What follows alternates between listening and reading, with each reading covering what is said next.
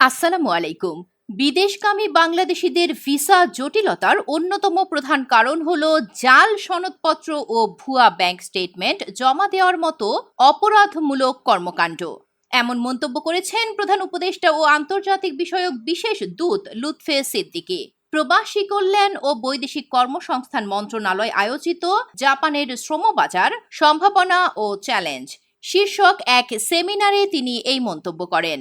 বিশেষ দূত বলেন, আমাদের কর্মীরা ভাবে জাল সনদ ও অদক্ষতা নিয়ে কোনোভাবে বিদেশে যেতে পারলেই হলো। ফলে অনেক দেশে একই সঙ্গে ভিসা জটিলতা দেখা দিচ্ছে। বিশেষ করে জাপানের ভিসার জন্য এখন অ্যাপয়েন্টমেন্ট পাওয়া যাচ্ছে না। এর মূল কারণ হলো ভুয়া সার্টিফিকেট ও ভুয়া ব্যাংক অ্যাকাউন্ট। তিনি আরও বলেন, এই পরিস্থিতি নিয়ন্ত্রণে এখন শাস্তির ব্যবস্থা জরুরি। আমাদের একটি স্ট্যান্ডার্ড কমিটি আছে যারা নিয়মিত এই বিষয়গুলো নিয়ে কাজ করছে।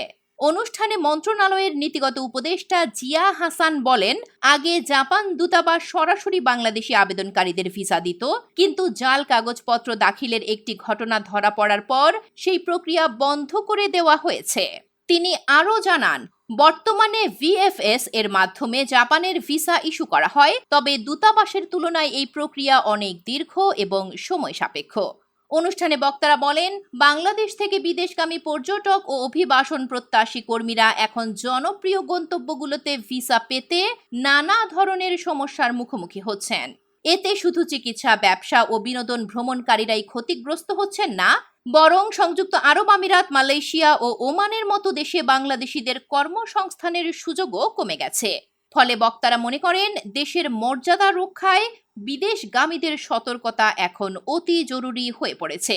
অন্যথায় এই ধরনের অপরাধমূলক কর্মকাণ্ডের জন্য শাস্তির ব্যবস্থা নেওয়া অপরিহার্য।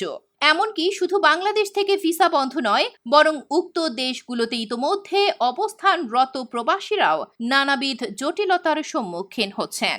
সর্বশেষে বলা হয়, সরকারের দ্রুত কার্যকর উদ্যোগই পারে এই সমস্যার সুরাহা করতে।